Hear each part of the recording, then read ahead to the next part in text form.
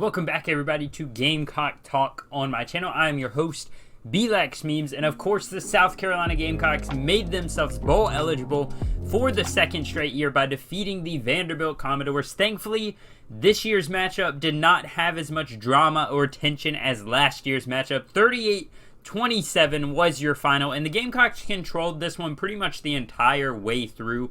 After, a fairly decent start with both teams. Both teams had very good starts to the game. A 29-yard pass from Rattler to Leggett, 66-yard pass from A.J. Swan to Quincy Skinner Jr. So 7-7 about midway through the first quarter. Obviously, Gamecocks kind of went on a bit of a run after that 68-yard touchdown from Daquirion Joyner to Antoine Wells. Mitch Jeter field goal 17-7 at the end of the first, and the Gamecocks did allow another touchdown before, right at the beginning of the second quarter there. So it was 17-14. Gamecocks eventually got it up to about 31-14 and going into halftime, and obviously the final was 38-27 as Spencer Rattler had himself the first good game objectively against a actual SEC opponent we have seen from him yet. 16 of 23, 186 yards, 3 touchdowns. Daquirion Joyner, as I said, came in and threw a bomb, a strike to Antoine Juice Wells, and man, that was a very exciting play. Obviously, the Gamecocks were without star running back Marshawn Lloyd, so they had to get a little bit deeper in their playbook, and honestly, I really liked what I saw with the Gamecocks. Jaheim Bell found himself with 16 carries at the running back position for 56 yards. Obviously, no touchdowns for him there, but Christian Beal-Smith, the man of the hour, 3 carries for 55 yards, a very good 52-yard touchdown run there as well, where he was in a big pile, somehow managed to break free, and he got to the end zone. Juju McDowell finally getting something going on the year, 5 for 48, and a long run of 27 yards. Xavier Leggett also had a few productive plays there from behind the line of scrimmage. On the receiving core, about the same as usual. Antoine Wells Jr., very impressive, 4 catches, 110 yards, 2 touchdowns. Jalen Brooks, 4 for 45. Xavier Leggett and Josh Vann also had a couple touchdowns, or a touchdown each, respectively. On top of that, Gamecocks caused a couple of turnovers. They had, a few fumbles there. They really caused some panic there for the Vanderbilt team. So let's see if we can get over there to team stats. So the Gamecocks did win the turnover battle 4-1. The Vanderbilt Commodores had 2 interceptions. They had 2 fumbles that they lost.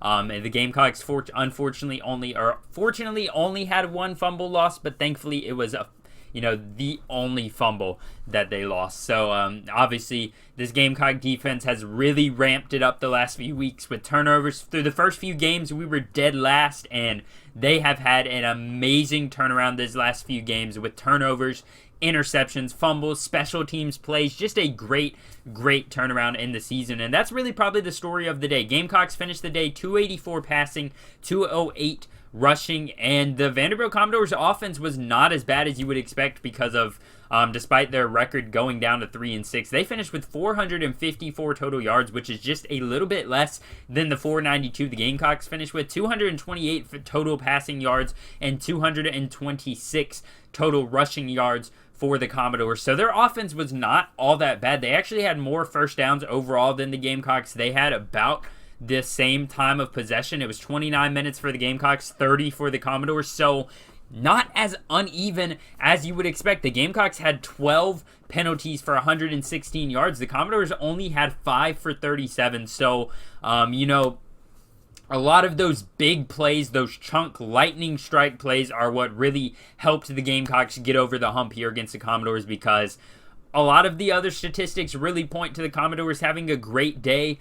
Despite the 4 turnovers, they were still in this game at the last little bit there. They had a chance, score a touchdown, kick the onside kick. Unfortunately for them, the Gamecocks recover, but fortunately for us, Gamecocks win. As I said, 38-27 is your final. This is obviously not a blockbuster game. It was kind of a weird matchup. Both teams had some strange moments, but the Gamecocks came out on top, and yes, It's against one of the worst teams in the SEC. I'm sorry, Vanderbilt fans, obviously. We're right. We've been right there with y'all for a while now. Y'all have always been the bottom, but we've been there the last few years, so I don't mean that with a lot of hate. I respect Vanderbilt fans still that are out there supporting this football program, even when they've had so many struggling years.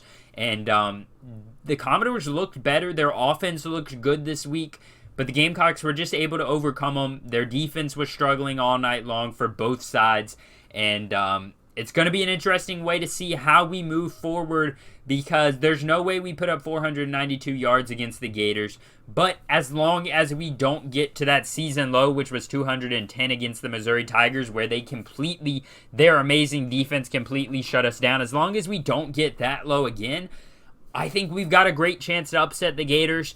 Gators come into this matchup against us next week with a very big win. Let me go ahead and see what their final score against the Texas A&M Aggies was. So they finished that game 41-24, a very big win for them. The Aggies fall now to about 3-6 on the season. Gators sit at 5-4, so they're one game behind us technically in the East. And Anthony Richardson had an impressive game against the Aggies. 2 touchdowns, no interceptions. He had a very good rushing game as well. 2 more touchdowns there on the ground, and their offense looked very explosive and very dynamic. And the Gamecocks defense cannot come to play like they did against the Commodores if they want to expect to beat the Gators next week. Right now, the over-under sits at about a 9-point split for the Gamecocks being underdogs. That'll probably come down, I imagine, to about a 7 or 6 point underdog if Marshawn Lloyd's playing. So not a big difference. It's about a touchdown difference between us and the Gators. I just don't know where I could predict it, and I'm going to leave that to the guys on the field. Hopefully they can pull off a win. Go ahead and comment down below your thoughts about the Vanderbilt game, but also your thoughts or predictions about the Florida game. I am very excited to see what this team can do. If we could get 7 wins going into a bowl game, because granted the last 2 games are Tennessee and Clemson, I'm going to jot those up as losses realistically, but if we can get to 7-3 on the season, sure, we might finish 7-5. That is an 8-5 record with a bowl win. So you go 6-6 or 7-6 and then 8-5 the second year. Just a good start to the Beamer era, and I would love to hear your guys' feedback about this Vanderbilt game and also your predictions to the Florida game. Thank you all for continuing to watch this series. As always, I'm your host, BLax Memes. If you did enjoy this video, please hit the like button and subscribe. It helps me out, and it also helps yourself out when you turn on post notifications so you never miss an upload. Thank you all for watching. Peace.